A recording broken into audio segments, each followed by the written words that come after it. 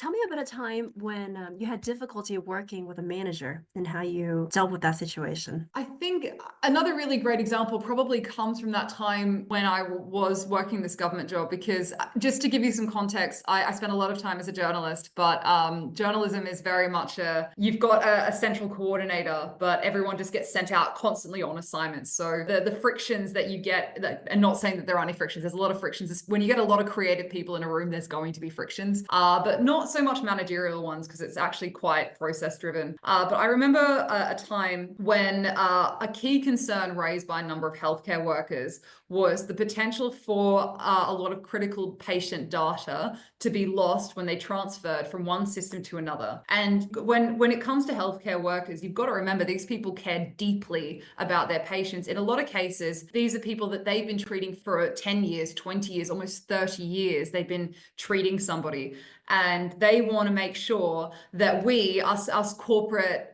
decision makers who aren't healthcare providers, they wanted the assurance that we were keeping that top of mind. And so I developed a piece of newsletter communication that was in direct response to a question that had been asked to us at a number of town halls that we'd gone to. And it was a really honest assessment of, this is the risk that we've identified of patient data being lost and how we plan to salvage it. And it was quite easy. We were going to have a backup system where that would be live for 5 years. So if anything happened, like, there'd essentially be a gigantic cloud-based system somewhere with this data on it. But there would be a data transfer process that we were still testing, and we would be testing it in small batches to make 100% sure it worked before we, hit the switch and made the whole thing live.